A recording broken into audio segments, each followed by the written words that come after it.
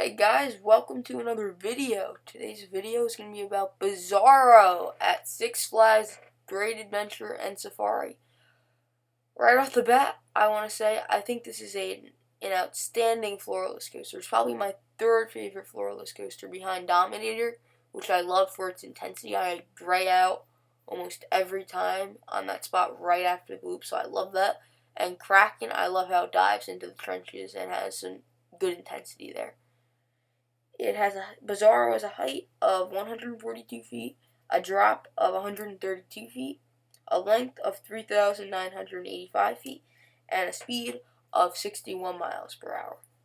So right off the bat, you can tell that it has pretty good stats. So Bizzaro is really good in terms of a ride layout, but it has great theming. For Six Flags, not like great theming for like a Disney park. For Six Flags, it is great theming. I really like the theming for Six Flags. For those of you that don't know, this used to be called Medusa and had a completely different theme, and then Six Flags changed it and made it into Bizzaro. In the queue, you can see that the side of the Bizzaro building has Medusa written on the side, which I really like that, and has some other bizarre things around it, and has the Six Flags comic book strips. So I kind of like the theming on this one. In my opinion, second best themed ride in Great Adventure, right behind the Dark Knight coaster, which is kind of just a wild mouse in a box. That's okay, but this is the best coaster with theming at Six Flags. So now, let's break this ride down. You come out of the station and you dip down and make a left. Then you start going up the lift hill. It's a good lift. It goes up pretty fast. It's fine. Not that steep. You crest the top, and if you look to your left, you can see the last remaining piece of the Great American Scream Machine. It's used for the baboons to play on. You can also see it in the new drive-through Safari at Great Adventure. I recommend that, but just know that it's going to be about a 4-hour experience, because today I went, the line was about an hour and a half to get in, and then the whole drive-through was 2.5 to 3 hours. So just note that if you go, and you have to make a reservation. So you hit your pre-drop, and then you go into the main drop. I think this drop, it's pretty good. I like this drop. It's not the best drop on a coaster, but it is a good drop. I think it has some good G's on it. It provides okay airtime, but this ride isn't really meant for airtime. It's meant for the inversions. But I still think it has some okay airtime on that drop. And then you go through the Superman logo. I think this is kind of cool. It shoots mist. The only thing I don't like about this is in November, when they have this thing open, it's like last days of Fright Fest. At night, it can get really cold in New Jersey in November, and they have the mist on.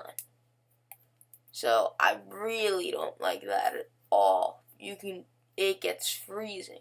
And then when I went to Great Adventure like a week ago, when it was like 105 degrees, and I couldn't wait for the mist, they turned it off. So I really don't know what they're doing there. That would kind of nice to do it when it makes sense, but whatever with that. So you go through your mist and you go through a vertical loop. I like this vertical loop. I think it provides some pretty good G's. It's not the best vertical loop ever.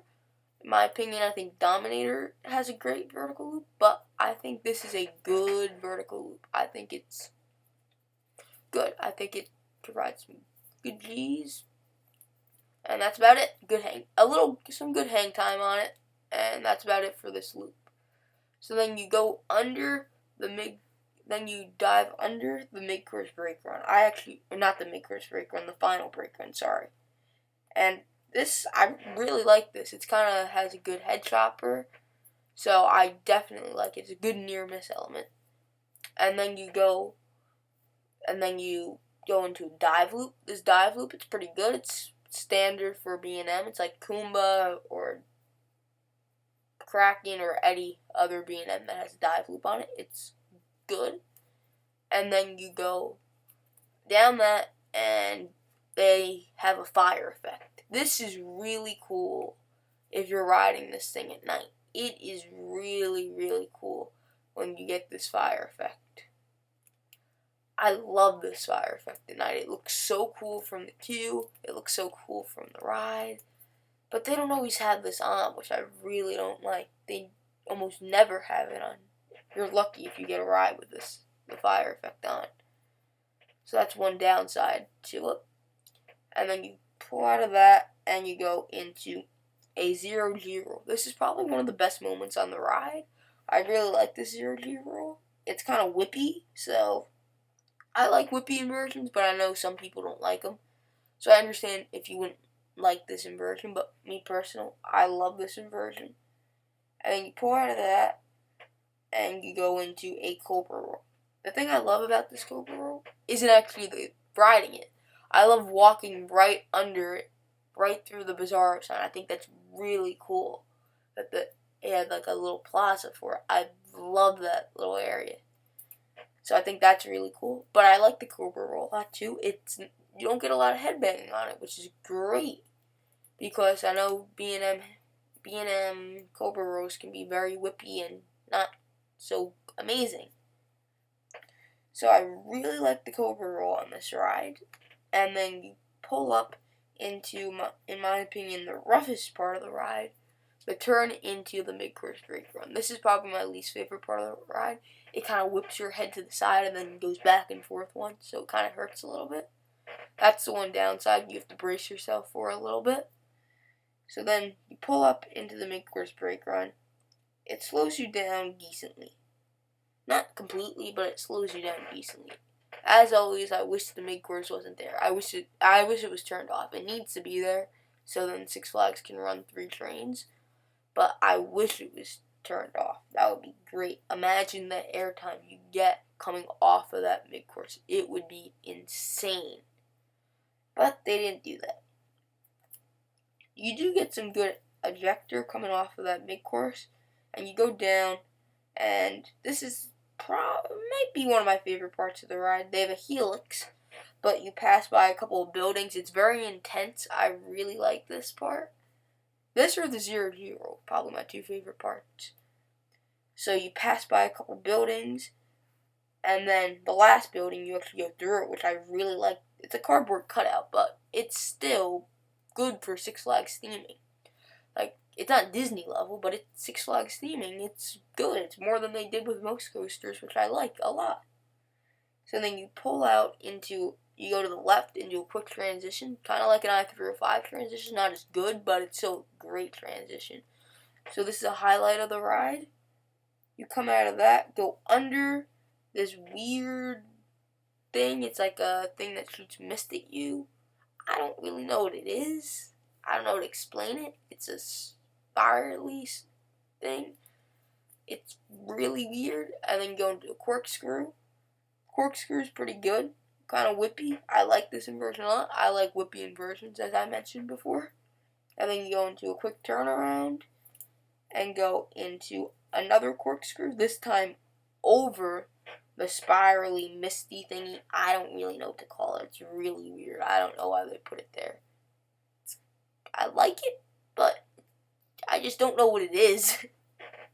So you come out of that corkscrew, and you go into a right turn, into a small airtime hill, which I kind of like this airtime hill a lot. You get some pretty good air. It's kind of like sideways, and then you go into a left turn into the brake run. It's kind of like the turn for Orion going into the brake run this turn. I really like it. I think it's a good turn. Of course, Orion's probably is a lot better. I haven't actually ridden Orion, but I've heard mixed thoughts about it. I heard it's a good ride, but it's not like Fury or Leviathan. So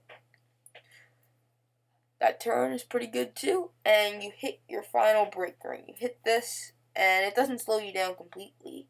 And you go into another turn into the final brake run, which is right over the transition between the loop and the dive loop. So I like how it goes over that.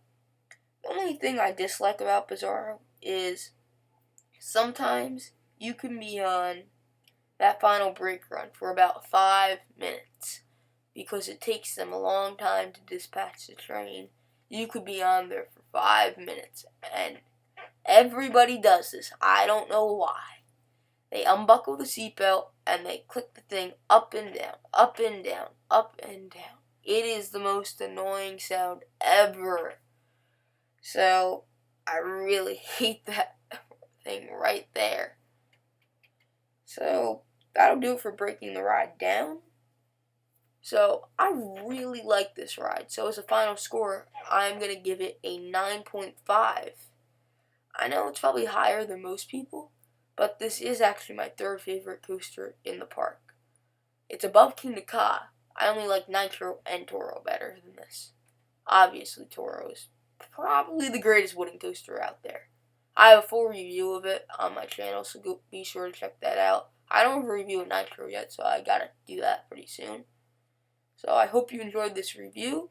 Comment down below with your thoughts on Bizzaro, and I'll see you guys next time. Just don't forget to like and subscribe, and I'll see you guys next time. Bye.